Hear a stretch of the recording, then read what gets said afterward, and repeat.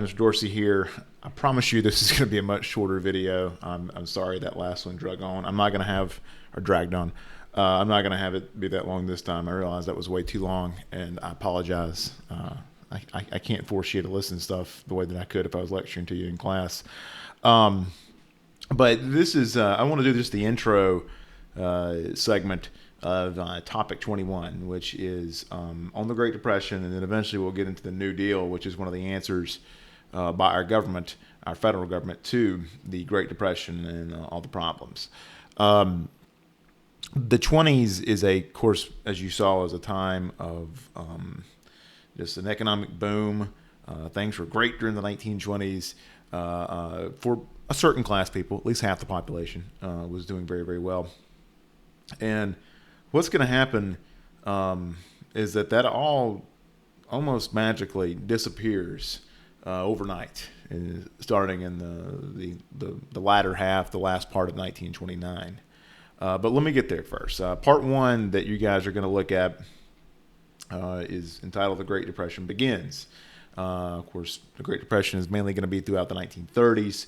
But, we're just looking at really the roots and causes of why this thing started. And I think what better time to look at why the Great Depression starts than when our economy right now, unfortunately, is coming to a crashing halt. So in 1928, we have an election that sees another Republican get elected into office. We had two Republicans before Herbert Hoover. Serving from 1921 to 1923 was Warren G. Harding. He dies in office. He's a Republican. After he dies in office, Calvin Coolidge is going to take his position. And then Calvin Coolidge runs again in 1924 and serves through 1929. So Coolidge is in there for most of the 1920s. Well, Coolidge did not want to run again. And in 1928, Republicans choose Hoover. And the ironic part of Hoover is that Hoover gets his position in government, as you guys kind of see here, by being a government guy. He's going to be an anti-government person when it comes to many walks of life, but he gets his name by being a guy who uses the federal government to solve problems. For instance, during World War I, it is Hoover that is going to oversee the Food Administration, which handles how we get out our food during World War I, also how much we spend, the pricing of food, etc. So that's the government's solution to that. Next, in 1927, there's going to be a great disaster down along the Mississippi River. And there's going to be a great flood. That should say flood, not the Mississippi food. Can I fix that right now? Yeah, I can. I'm going to fix it. Oop, sorry. Bear with me. Now, the Mississippi flood of 1927 is going to be a disaster. He oversees the fixing of that problem and getting help to the folks down in Mississippi. Now, just a few things, just to show you that an economic crash was not what the people in the 1920s were thinking about in the 1928 presidential election. The big issue was alcohol. We talked about that in the 1920s. Some of you guys had good questions about that. Hoover was actually running on a ticket of being against, he was against alcohol being let back into society with the 18th Amendment. But look, in 1928, he can say the 20s have been great. The Republicans have had control during the 1920s, elect us. And that's what happens. Now, I want you to look at the very bottom down there. This is, I think, the best snapshot of everything that you need to kind of hear about Hoover. In his inaugural address that every president gives, he had a few quotes. One of them is, "I have no fears for the future of our country." And finally down there, "It is bright with hope." That was the thought in 1929. Everything's going to be fine. It's been that way for a decade. Why would it change? Now, Hoover, even though he had used the government to solve problems, as I was just talking about, he's conservative. When it comes to economic matters, when it comes to the economy and money, he is one of those laissez-faire guys that we talked about. The government needs to keep its hands off of the economy. He's very pro-business, right? The government just gets in the way, all right? Now, the irony of all this, of course, is that this president saying that our future is great with hope and all this kind of stuff. And within 4 years, he is the most unpopular president we've ever had. And he leaves office under the banner of being one of the worst presidents that we've ever had. If you look at those rankings of presidents, he's always down there at the bottom. He's not the worst by any means, but he's down there at the bottom. Of course, there he is when he leaves office, when his last day in office with the coming in president that we'll talk about later, Franklin D. Roosevelt. Now, the Roaring Twenties cease to roar in 1929. Just to tell you though that Hoover wasn't alone in this thought about the war, about the economy. I mean, the whole country was that way. One of the most popular songs in the late 1920s was a song by a composer. It's kind of a jazzy song, and the song was Blue Skies. All I see is blue skies, and the idea of that is that everything that's going to happen is going to be good. The future is bright. The skies are blue. That was the thought in the late 1920s. So what happens? What I have right now are some big reasons for the Great Depression, and I want to go through these. I don't have any pictures for you. I just want you to look at them. Number one, easy credit. We talked about it. Remember that idea that we talked about in the 1920s, right? That people were buying all these consumer goods on credit. That famous phrase, buy now, pay later. I don't think people really understood what credit, what buying things on credit, buying things on loans would do. Eventually, they bought all these products and they're putting it all on credit. We'll pay you later. And eventually, they realized that their debt was piling up so much that they said, well, we got to pay down this debt. Well, if you're paying down debt, guess what you're also not doing? You're not going out and buying all these products. And so what you have is you have all these businesses out there that are making things. They assume that people are going to buy, but they're not buying them. Now they're paying off their debt. So if you look down here where it says overproduction, they began to produce a lot more than the public actually needed. And so you had, warehouses full of goods that weren't being bought. You had stores with shelves full of things that people just weren't coming out to buy anymore. And if you're not buying stuff, then the businesses that are selling that stuff, they're gonna start laying off their employees, and that's what they do. Because they're losing money by paying these employees. Also, there is some stock problems. You had this phenomenon of buying on the margin, where people would actually go out and get loans to buy stocks, which that's great when the stocks are doing well, because you're buying it on, you're hoping the stocks can go up. You put down a little bit of money, the stock goes up, and then of course you pay back the person that you got your loan from the bank or from the lending company. Well, in 1929, stocks cease to go up, and then you owe money on the stock that's not worth anything, and so really it causes the stock market to have a lot of problems as well. You have the issue down here at the bottom that people were buying and selling stocks quickly. That's called speculation. If you see right here, this is speculation, and when the stock market's well, this works, but when it's not working well and people stop buying, it kind of inflates things. It inflates how good these companies are doing, and so all these companies that people have been investing in, they weren't investing in them anymore because people weren't buying the stocks. Now, if the government had been active, the government could have stepped in and said, "Hey, this speculation is not a good idea," and hey, maybe we shouldn't be giving folks these loans all the time. And maybe buying on a margin isn't a good idea as well. But if you look down at the bottom here, these laissez-faire policies, right? Our presidents during this time period, Harding, Coolidge, and even Hoover in the very short time he was around. Remember, he's only in for about just a few months until the stock market crashes. They didn't do anything, these presidents, to stop this from happening. They said, let businesses do as they wish. The economy will work itself out.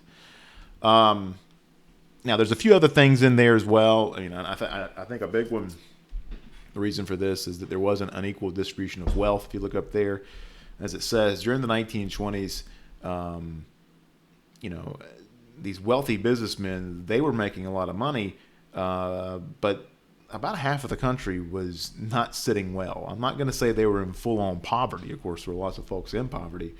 Uh, but when one half of the country isn't doing well and they're barely scratching by, and eventually when another percentage of the population loses money, like during a depression, that makes it worse. And in this time period, if you look, the richest 5% of the country had about 30% of all of the American incomes. And we're near that right now. That's what makes one of the scary this recession that we're kind of moving into right now kind of scary, is because we're in that same boat. Now, to move along here, this all comes to a head in 1929. People had been kind of realizing that, the stock market's not doing well. There had been some small crashes that had taken place even before this day that we're going to call Black Tuesday. But if we look right here, the stock market crashes on October the 29th, 1929. At that point, it was the biggest stock market crash in our nation's history. We're going to have a similar one in 1987. We had one a few weeks ago as well. But, if you look, this kind of shows the trend of the stock market. If you look there at 1927, stocks are going up, stocks are going up, stocks are going up. And we rode this wave of the stock market just going up for the entire decade. And then overnight, it bottoms out. And what happened is people lost their value. The value on these stocks were not well anymore because the companies that were producing all these goods, they weren't profitable anymore. And if you look there, on that day, there were $15 billion in stocks that were lost that day. I'm not sure what that would translate into 2020 money, but I can guarantee you it is a lot. Now, that day, of course, is called Black Tuesday.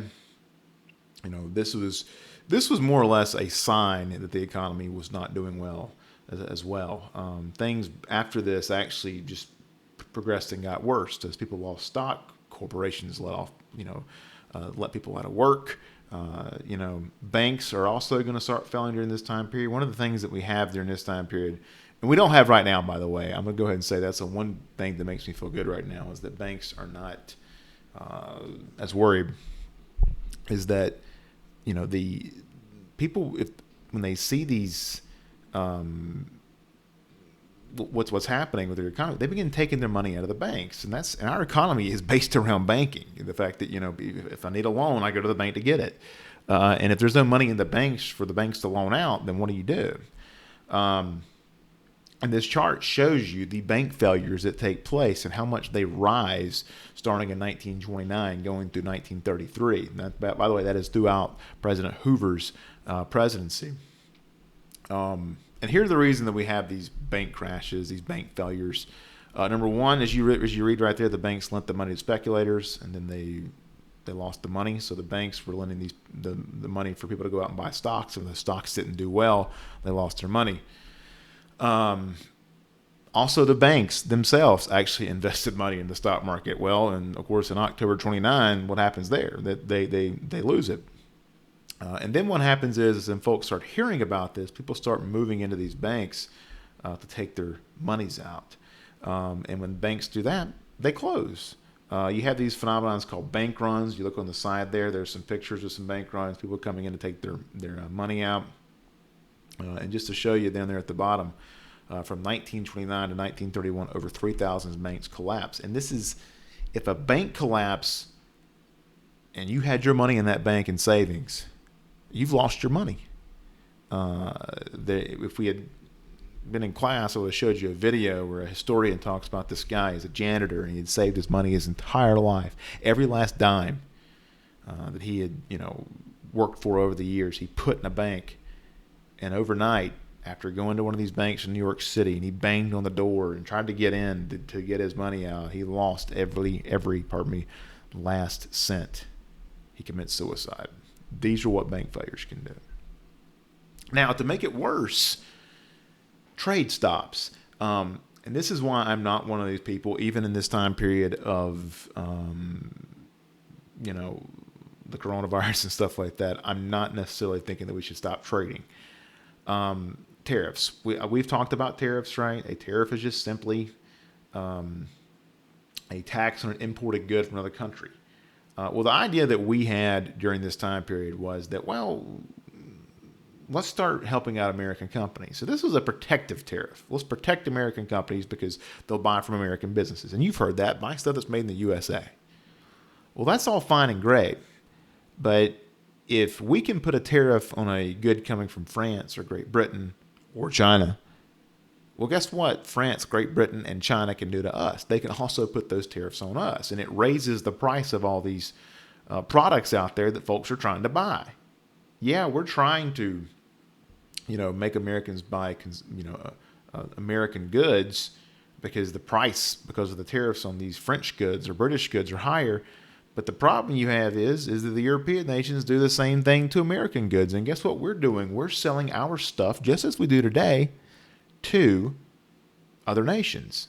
And so what does this do to the world as well? It makes the economies across the world crash. And by the way, we were not in this alone. Other nations across Europe were also in the Depression even before this Smoot-Hawley tariff. So I don't want you to think that this was just an American thing. Even by 1929, we were a world economy. And the economies across the world were crashing.